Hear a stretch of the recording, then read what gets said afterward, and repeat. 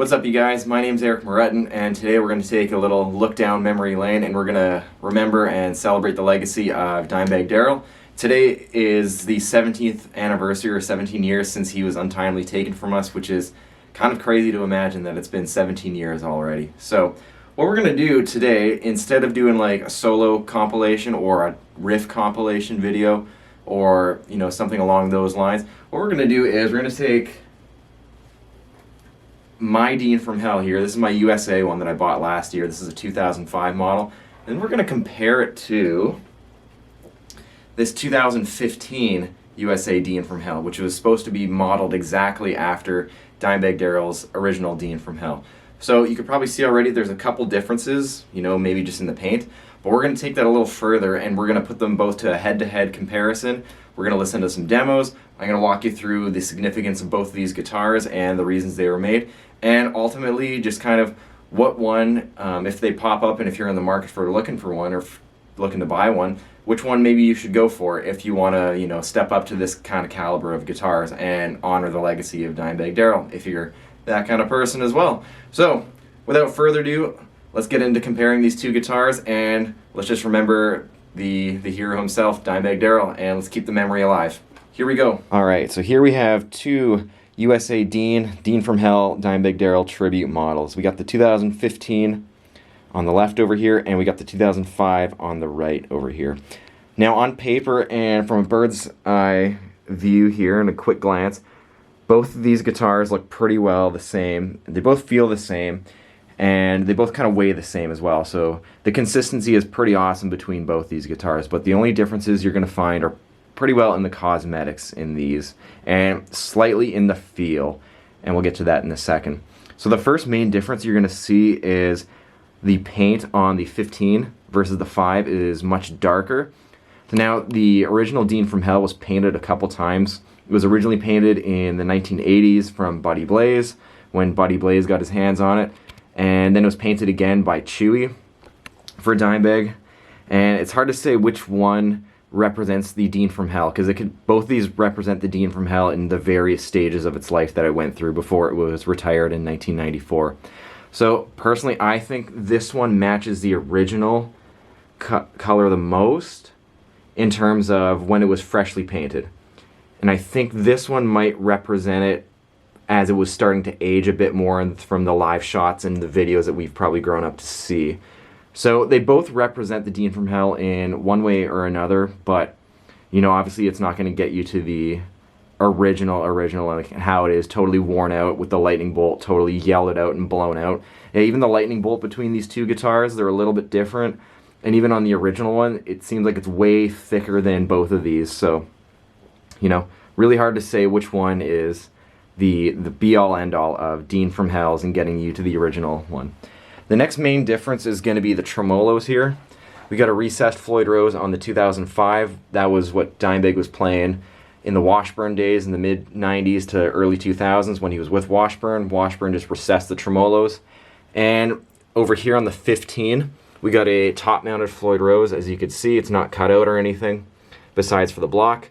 That was because when Dimebag had his guitar refinished by Buddy Blaze, or when he got it back, Dean wasn't doing any Floyd Roses at the time, so Buddy Blaze modded it to have a top-mounted Floyd Rose. So this is kind of designed for the top-mounted design. Otherwise, mahogany neck and body on both of them. Rosewood fingerboard, nickel frets, 24 3/4 scale length, binding on each. We got era correct Bill Lawrence XL 500 pickups on them. Some DiMarzio Super Distortions in the neck. And the only other real difference in terms of cosmetics is that the 05 is just a plain Dean headstock. And the 2015 says the Dean from Hell, just like on Dimebag's actual guitar. We got the string tree here and a bit of foam to reduce any string noise. I don't have it on mine. And the other difference that you're going to see, I'm going to see if I can get it on the camera, the volute here. So this is the 05. And it's not as pronounced as it is on the 2015. Now, it might be hard to see in actual video here, but when you actually play the two side by side, like I'm going to do in a minute here, you're going to notice that the 2015's volute is way thicker than the 2005. Does that add for any tonal achievements or anything? Well, you're gonna tell me, okay? Because that's a little bit of extra wood and maybe a little bit of extra glue. But also the fact that Dimebag's original Dean from Hell was broken like how many times? Maybe more than 10 times, almost 20 times, and it was just layers of glue and, you know, adhesives, like just to hold the neck together, so the volute was super big. So, you know, who's to say, right, if it affected the tone or anything like that. So, without further ado, we're going to get to playing these two things, and then we're going to talk about them in just a little bit. Here we go. Alrighty, everything's all rigged up here. This is the 05. It's going into my rev generator Mark II on the red channel.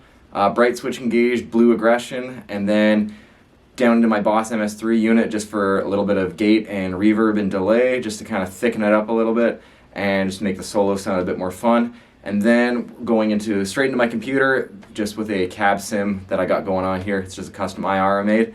So let's hear how this 05 sounds.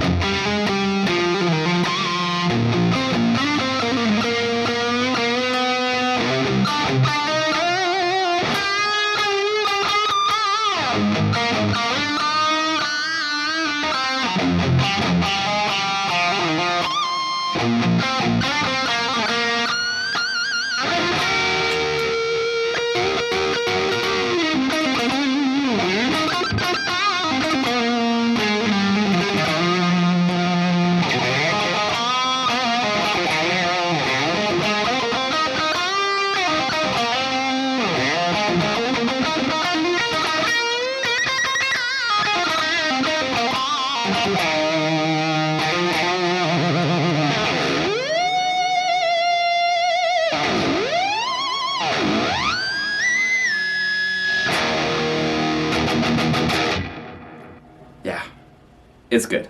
Okay, 2015, let's do this. Okay, here we go. Here's a 2015, and top-mounted Floyd, bigger neck volute, otherwise same pickups, mahogany. Let's see what happens. And, well, this is strung with 8s, so it might sound a little thinner. Let's see.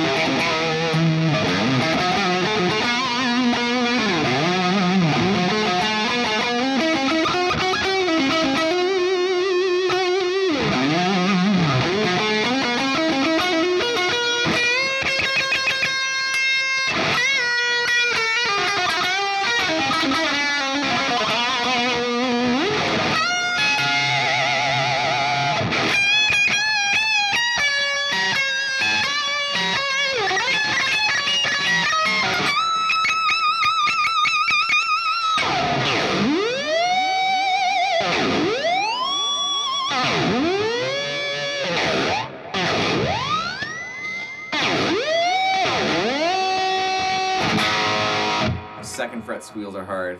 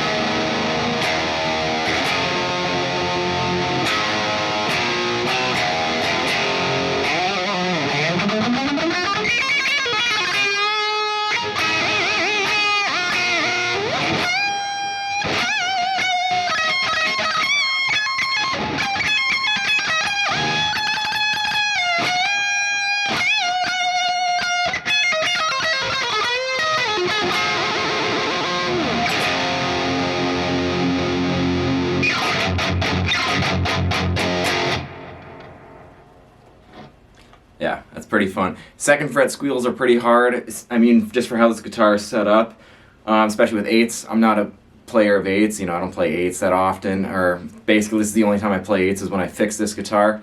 And when I set it up to my buddy's preferred setup here, I'd personally bring the action a little higher just so I can kind of get those second fret squeals just a little easier, or maybe bump up the gauges to like 9s or something. But otherwise, these things feel pretty dead close. So we'll do a final little wrap up and talk through of both these guitars, overall thoughts and opinions, and the whole Dimebag little legacy, and we'll be out of here. So this pretty well wraps up this video, and it's just like a quick overview, or probably long at this point, of both two amazing guitars here that really capture the spirit and preserve the legacy of Dimebag Darrell. This one here was supposed to be like a signature model that I think Dimebag was actually supposed to be playing and using as a recreation to the old Dean from Hell, so he could use it live again in that kind of setting. But obviously that turned into a tribute model, whereas this one was straight up just a tribute model and replicaed by Dean guitars. So like the original Dean from Hell was in Florida, and like they scanned it, they x-rayed it, and they weighed it and everything just to get this one exact, which is pretty insane. But I mean, at the end of the day, when these are both trying to capture the spirit of Dimebag Darrell, I think they do a fantastic job. And no, this is not a sponsored video by Dean. You know, I have no affiliation with him. I'm just some guy who likes Dimebag Darrell and loves Pantera and loves the riffs. He's my #1 guitar hero from when I was a child. So, you know, kind of like a little bit of a different way to celebrate the man's legacy by comparing two of the most iconic guitars in metal and some of the ones that you could probably get, you know, the most recognizable ones out there. So if you can find these ones on the used market, definitely grab them. They're fantastic guitars, especially if you're a Pantera fan or a collector as well. They're starting to creep up in price, especially the Dean models. They're slowly catching up to Washburn territory, but they're not there yet. But if you can find them, they're great guitars, and especially if you're a Pantera or Dimebag Darrell fan, this would be a great collection to your arsenal as well. So with that being said, thanks for checking out this video, and if you like what I do and all the Pantera things that are on my channel, feel free to subscribe and check out the rest of the things that I do as well. I also offer guitar repairs and setups and fixing as well in the Vancouver area if you're into that, and if you need your guitar fixed, you can just hit me up. I offer guitar lessons, I offer transcriptions for solos and all that stuff. All my contacts are going to be below, along with links where you can listen to any of the bands that I am in. Currently, Sleep Terror and the Vilification, both working on new music right now, and all my social medias are going to be linked below as well, so we can get in touch and you can say hey. So thanks again for checking out this video, and I hope to see you in the next one. Take care.